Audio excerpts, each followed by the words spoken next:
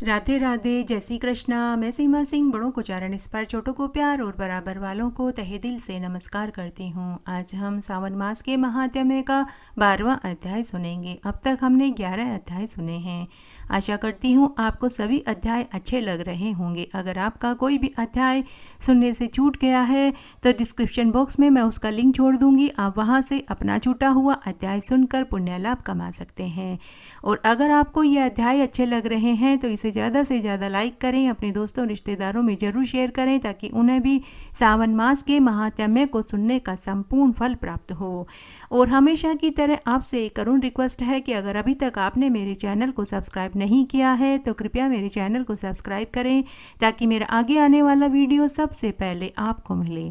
धन्यवाद। आइए अब हम इस अध्याय में सावन मास के स्वर्ण गौरी व्रत का पूरा विधान सुनते हैं। साथ ही इसमें सावन मास की कृष्ण पक्ष की त्रयोदशी तिथि का महात्म्य अर्थात प्रदोष व्रत का महात्म्य भी सुनेंगे। सबसे पहले हम सावन मास के प्रदोष व्रत का महात्म्य सुनते हैं। शिव पुराण के अनुसार सावन मास में प्रदोष व्रत शुभ मंगलकारी फल देने वाला होता है। जो मनुष्य सावन मास के प्रदोष व्रत को धारण करता है, भगवान शिव उसकी सभी मनोकामनाओं को पूरा कर देते हैं। प्रदोष में दोष यही था कि चंद्र क्षयरोग से पीड़ित होकर मृत्यु तुल्य कष्ट भोग रहे थे।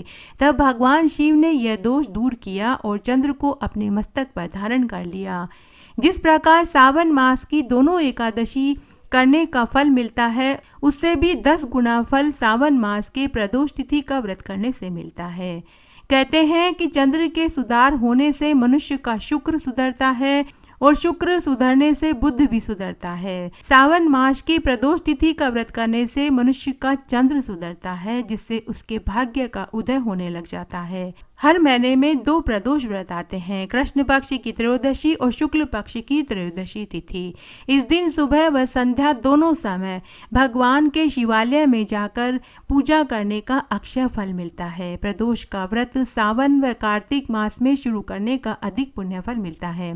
प्रदोष का व्रत अलग अलग वार पर आने पर अलग अलग फल देता है। अगर प्रदोष का व्रत रविवार को आता है तो व्रत करने वाले को निरोगी कंचन जैसी काया भगवान महादेव प्रदान कर देते हैं। अगर प्रदोष का व्रत सोमवार के दिन आता है तो मनुष्य की मन इच्छित फल पूरा हो जाता है। मनुष्य की सभी मनोकामनाएं भगवान महादेव पूरा कर देते हैं। और अगर प्रदोष व्रत मंगलवार के दिन आए तो उस मनुष्य के सभी रोग दूर हो जाते हैं, उन्हें कंचन जैसी काया प्राप्त होती है। बुधवार पर आने पर सभी मनोकामनाओं की सिद्धि मिल जाती है। गुरुवार को आने पर सौभाग्य में वृद्धि होती है और शुक्र शनिवार को आने पर धन, सुख, वैधव्य, संपत्ति, दीर्घायु, पुत्र सभी सुख भगवान महादेव उस मनुष्य को प्रदान कर देते हैं।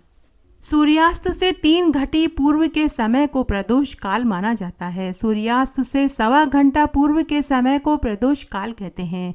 तिथियों में त्रयोदशी विशेषकर शुभ मंगलकारी होती है। सायंकालीन त्रयोदशी को किया जाने वाला व्रत प्रदोष कहलाता है।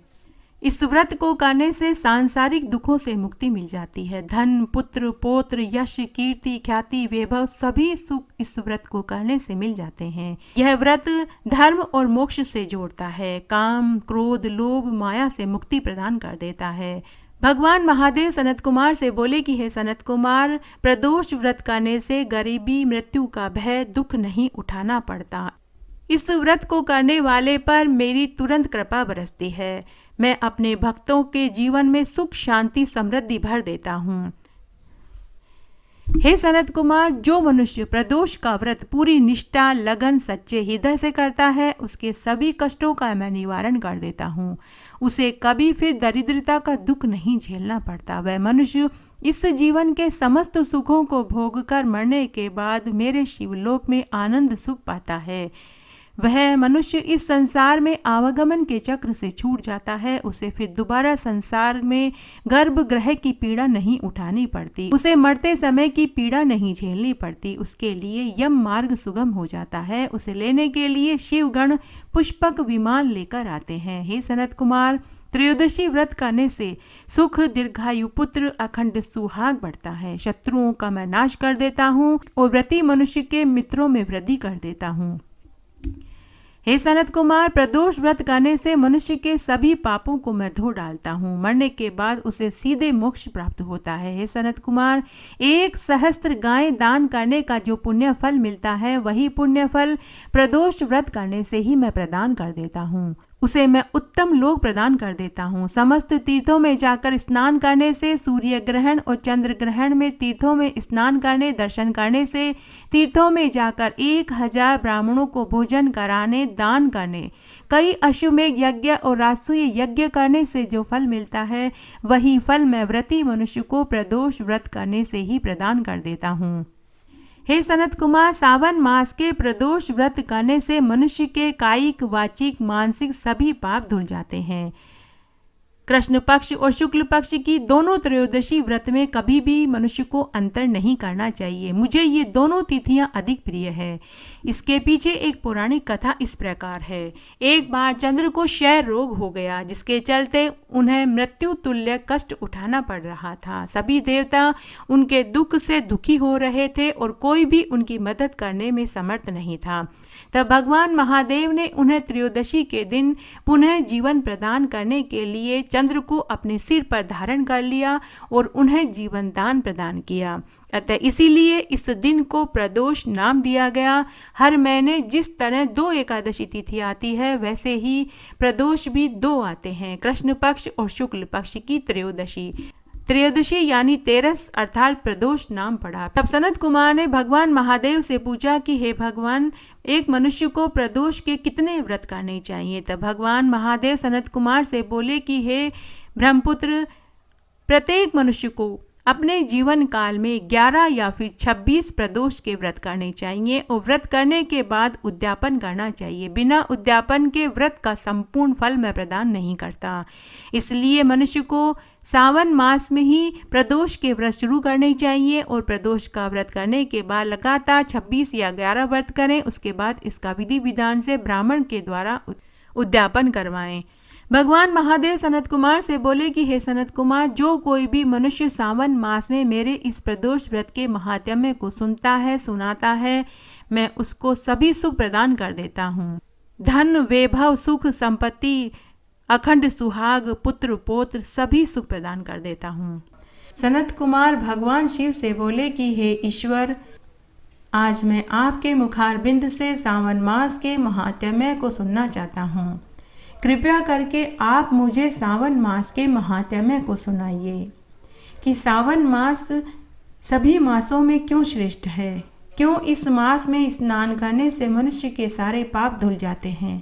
कृपया करके आप मुझे यह महात्म्य विस्तार से सुनाइए। तब भगवान शिव सनत कुमार से बोले कि हे ब्रह्मपुत्र, मैं आज तुम्हें सावन मास के महात्म्य को विस्तार से सुनाता हूँ। इस कर्म भूमि भारत में जन्म लेकर जिस मनुष्य ने सावन मास का स्नान नहीं किया, उसका जन्म निष्फल हो जाता है। सावन मास के बिना मनुष्य जन्म ऐसा ही है जैसे कि सूर्य के बिना मनुष्य जन्म होता है, जैसे कि सूर्य के बिना प्रकाश और चंद्रमा के बिना तारागण।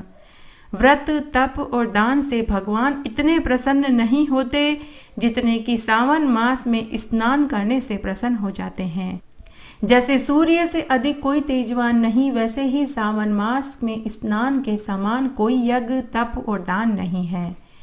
मेरी प्रसन्नता के लिए पापों का नाश करने वाला, शिवलोक की प्राप्ति देने वाला मात्र सावन मास ही है। यदि मनुष्य का स्वस्थ पुष्ट शरीर बिना सावन मास के स्नान के रह जाए तो इसकी रक्षा करने से क्या लाभ है। हे सनत कुमार, मनुष्य शरीर हड्डियों का स्तंभ, नसों से बंधा हुआ, मांस के टुकड़ों से मंडा हुआ, चर्म से ढका हुआ, दुर्गंध युक्त मल मूत्र का स्थान है। शोक, बुढ़ापा और आपत्तियां पूर्ण रोग का घर है। नाशवान, गंधा सबका आश्रय देने वाला है।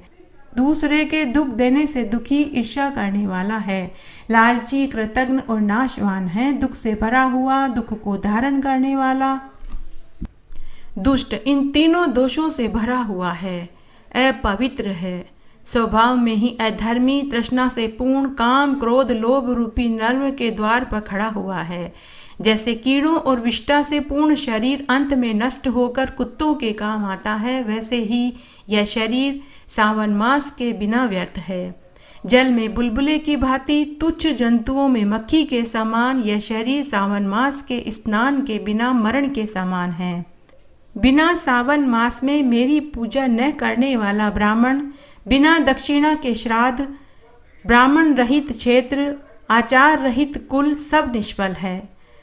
घमंड से धर्म का नाश होता है, क्रोध से तपस्या का नाश होता है। गुरुजनों की सेवा न करने से ब्रह्मचारी और गुरु भक्त का नाश होता है। बिना जल अग्नि में हवन करने से कोई लाभ नहीं। बिना साक्षी के भुक्ति का नाश होता है। जिस प्रकार दरिद्र का जीवन व्यर्थ है, उसी तरह मनुष्य का जीवन बिना सावन मास के व्यर्थ है। अगर कोई मनुष्य पूरे साल सूर्य उदय से पहले उठकर स्नान नहीं करता है और मात्र सावन मास में 1 महीने सुबह सूर्य उदय से पहले उठकर स्नान कर लेता है, तो उसे संपूर्ण फल की प्राप्ति होती है। मरने के बाद वह शिवलोक को पाता है। ब्रह्मघाती, सोना चुराने वाला शराबी, गुरु पत्नीगामी, इन चारों की संगति करने वाला भी अगर सावन मास में सूर्य उदय होने से पहले स्नान कर ले तो वह भी पवित्र हो जाता है। मनुष्य के महापाप भी सावन मास में स्नान करने से भस्म हो जाते हैं। सावन मास का समय आने पर यह सब पाप यह कहकर कांपने लगते हैं कि जल में स्नान करने से हमारा नाश हो जाएगा। मेघों से मुक्ति पाकर चंद्रमा के चमकाने की तरह श्रेष्ठ मनुष्य सावन मास से अग्नि के समान आकाशमान हो जाता है। वाणी, मन और कर्म से किए हुए सभी महापाप सावन मास में शिवलिंग की पूजा करने से ही उसके सारे पाप नष्ट हो जाते हैं। सज्जन पुरुष सावन मास में स्नान कर लेने से ही स्वर्ग को प्राप्त हो जाते हैं, इसमें कोई संदेह नहीं है। हे सनत कुमार, जिस प्रकार जन्म जन्मांतर के अभ्यास से आध्यात्मिक ज्ञान में वृद्धि होती है, उसी प्रकार सावन मास में शिवलिंग की पूजा करने से ही उसे प्राप्त हो जाती है। सब इच्छाओं का फल देने वाला यह सावन मास को जो नहीं करता, वे चंद्र और सूर्य के समान भोग को कैसे भोग सकते हैं। तब सनत कुमार भगवान महादेव से बोले कि हे ईश्वर, आज मैं आपसे श्रावण मास के शुक्ल पक्ष की तृतीया तिथि का महात्म्य अर्थात स्वर्ण गौरी व्रत के विषय में जानना चाहता हूँ। कृपा करके आप मुझे स्वर्ण गौरी व्रत की विधि और महात्म्य सुनाइए। तब भगवान शिव ने सनत कुमार से कहा कि हे ब्रह्मपुत्र, सावन मास के शुक्ल पक्ष की तृतीया तिथि को होने वाले स्वर्ण गौरी व्रत के विषय में तुम विस्तार से सुनो। इस दिन प्रातःकाल स्नान और नित्य कर्म करने के बाद षोडशोपचार विधि से शिव पार्वती का पूजन करे, अर्थात मेरा और गौरा का पूजन करे। उसके पश्चात प्रार्थना करे कि हे देवाधिदेव महादेव, कृपया मेरी इस पूजा को स्वीकार करें तथा पार्वती जी को प्रसन्न करने के लिए 16 श्रेष्ठ ब्राह्मणों को वायना देवें। इसके बाद चावल के आटे के मिष्ठान टोकरी में रखकर 16 वस्त्र सहित 16 सपत्नीक ब्राह्मणों को अलंकार सहित 16 सधवा ब्राह्मण पत्नियों को यह देवें और कहें कि पतिव्रता इन सद्वाओं के निमित्त मैं देता हूँ, इसे आप ग्रहण करें। इस प्रकार इस व्रत को 16, 8, 4 या फिर कम से कम 1 वर्ष तक किया जाता है और उसके बाद उद्यापन करना चाहिए।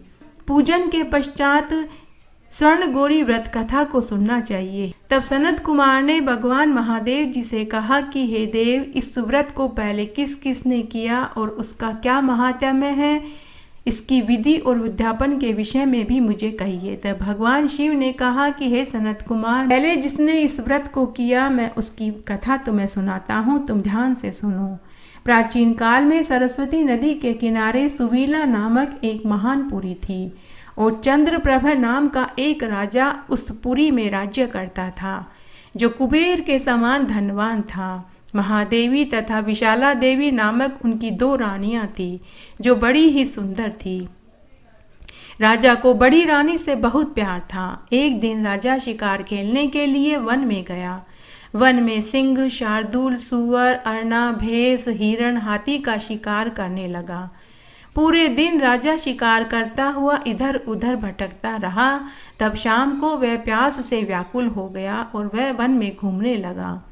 इस प्रकार वन में भटकते हुए अनेक प्रकार के वृक्षों से सुशोभित, चमेली के फूलों से सुशोभित, भंवरे, चकवा चकवी, तोते, कोयल, पक्षियों से युक्त एक तालाब राजा को दिखाई दिया। राजा वहां तालाब पर पानी पीने के लिए बैठ गया। तभी राजा ने देखा कि वहां स्वर्ग की कुछ अप्सराएं गौरी पूजन कर रही थी। राजा उनके पास गया और उनसे पूछने लगा कि हे कल्याणी, तुम ये सब क्या कर रही हो? यह किसका व्रत है? इस व्रत का क्या नाम है? व्रत की क्या विधि है और इस व्रत को करने से क्या फल मिलता है? तब वे अप्सराएं बोली कि हे राजन, हम स्वर्ण गौरी का व्रत कर रहे हैं। इसके करने से वैभव, सुख, समृद्धि और ऐश्वर्य प्राप्त होता है। अतः हे राजन, आपको भी यह व्रत करना चाहिए। तब राजा ने अप्सराओं से पूछा कि हे देवियों, आप मुझे इस व्रत की विधि और फल का भी विस्तार से वर्णन कीजिए। राजा के पूछने पर सभी अप्सराओं ने कहा कि हे राजन, श्रावण मास के शुक्ल पक्ष की तृतीया को यह मंगला गौरी नाम का व्रत किया जाता है। इस व्रत के अंदर अत्यंत श्रद्धा भक्ति भाव से माता पार्वती और भगवान महादेव का पूजन किया जाता है। पुरुषों को 16 तार का एक डोरा अपने दाहिने हाथ में और स्त्रियों को बाएं हाथ में बांधना चाहिए। कोई कोई स्त्री पुरुष इसे अपने गले में भी बांधते हैं। यह सुनकर राजा चंद्रप्रभा ने भी वहीं बैठकर अप्सराओं के साथ व्रत का संकल्प लिया, पूजा करी और 16 तार का डोरा अपने दाहिने हाथ में बांध लिया। वहीं बैठकर राजा ने प्रार्थना करी कि हे महादेव, मैंने यह डोरा आपकी प्रसन्नता के लिए बांधा है, आप मुझ पर कृपा करें। फिर राजा पूजा करके अपने घर आ गया और अप्सराएं वापस अपने लोक को चली गई। जब राजा ने महल में प्रवेश किया तो बड़ी रानी की दृष्टि राजा के दाहिने हाथ में बंधे हुए डोरे पर पड़ी, तो वह राजा पर क्रोधित होते हुए बोली कि हम क्षत्रिय वंश के राजा हैं, हमें सोने, चांदी, हीरे, मोती के गहने पहनने चाहिए। आपने ये डोरा क्यों पहन रखा है? ऐसा कहकर रानी ने वह डोरा राजा के हाथ से तोड़कर महल की खिड़की के बाहर सूखे वृक्ष के ऊपर फेंक दिया। राजा ने बड़ी रानी को बहुत मना किया, लेकिन बड़ी रानी नहीं मानी। उधर सूखा वृक्ष उस डोरे के स्पर्श मात्र से ही हरा भरा हो गया। यह कौतुक देखकर छोटी रानी के आश्चर्य की सीमा न रही। छोटी रानी ने अपनी दासी को भेजकर वृक्ष से वह टूटा हुआ डोरा मंगवाया और अपने बाएं हाथ में बांध लिया। भगवान शिव और माता गौरा की माया से राजा का हृदय परिवर्तन हो गया और राजा बड़ी रानी को छोड़कर छोटी रानी से प्रेम करने लगा। डोरे का अपमान करने से राजा ने बड़ी रानी को महल से निकाल दिया। बड़ी रानी दुखी होकर जंगल में चली गई।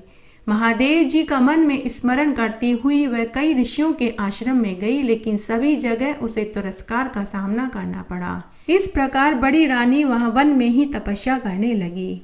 बड़ी रानी को दुखी देखकर देवी प्रकट हुई और देवी को देखकर रानी उनके चरणों में गिर पड़ी और दंडवत प्रणाम करते हुए बोली कि हे देवी, आपकी सदा जय हो। भक्तों को वरदायिनी भगवान शंकर की वामांगनी, आपकी सदा ही जय हो। इस प्रकार बड़ी रानी ने भक्ति पूर्वक देवी की स्तुति करी। तब देवी ने बड़ी रानी से कहा कि तुमने मेरे स्वर्ण गौरी व्रत का डोरे का अपमान किया और राजा के हाथ से तोड़कर फेंक दिया, इसीलिए तुम्हें यह दुख देखना पड़ा है। तब बड़ी रानी ने देवी से कहा कि हे देवी, आपकी शक्ति और माया को तो बड़े बड़े देवताओं ने नहीं पहचाना, फिर मैं एक अज्ञानी कैसे पहचान सकती हूँ। हे देवी, आप मेरी गलती को क्षमा करें और मेरे ऊपर कृपा करें और मुझे स्वर्ण गौरी व्रत की पूरी विधि बताएं। तब देवी ने बड़ी रानी को स्वर्ण गौरी व्रत की पूरी विधि बताई। बड़ी रानी ने वहीं बैठकर स्वर्ण गौरी माँ का पूजन किया और व्रत किया। बड़ी रानी के व्रत और पूजा के प्रभाव से राजा का हृदय परिवर्तन हो गया और राजा ने सेवकों को भेजकर बड़ी रानी को महल में आदर सहित बुला लिया। बड़ी रानी ने राजमहल में वापस आकर स्वर्ण गौरी की असीम अनुकंपा से सभी मनोरथ प्राप्त कर लिए। राजा और दोनों रानियां इस जीवन के समस्त सुखों को भोग कर मरने के बाद देवलोकवासी हुए। तब शंकर भगवान सनत कुमार से बोले कि हे सनत कुमार, पार्वती जी के परम प्रिय इस व्रत को जो कोई भी करता है वह मेरा और पार्वती जी का परम प्रिय बन जाता है तथा समस्त शत्रुओं पर विजय प्राप्त करके इस जीवन के समस्त सुखों को भोग कर अंत में कैलाश का वासी होता है। हे सनत कुमार, अब मैं तुम्हें इस व्रत के उद्यापन की विधि बताता हूँ। शुभ तिथि, वार, तारा बल व चंद्र बल देखकर सुंदर मंडप बनाकर तथा अष्टदल कमल पर धान्य डालकर कलश स्थापित करना चाहिए। कलश के ऊपर 64 तोले का पूर्ण पात्र रखकर उसमें तिल भरें। उस पर शिव और पार्वती जी की मूर्ति को स्थापित करें। उसके ऊपर 2 श्वेत वस्त्र और यज्ञोपवीत अर्पित करें। वेदोक्त रीति से पूजा करें, रात्रि जागरण करें। दूसरे दिन तिल, जौ व घी से हवन करें। 1 सहस्त्र और 100 प्रधान आहुतियाँ देवें। वस्त्राभूषण और दूध देने वाली गाय ब्राह्मण को दान में देवें और 16 सुहागिन महिलाओं को सपत्नीक भोजन करावें। भोजन कराने के बाद सामर्थ्य अनुसार उन्हें दक्षिणा देवें। उसके पश्चात बंधु बांधवों सहित समभोजन करें। इस अध्याय में आज मैं आपको एक पौराणिक कहानी सुनाने जा रही हूँ।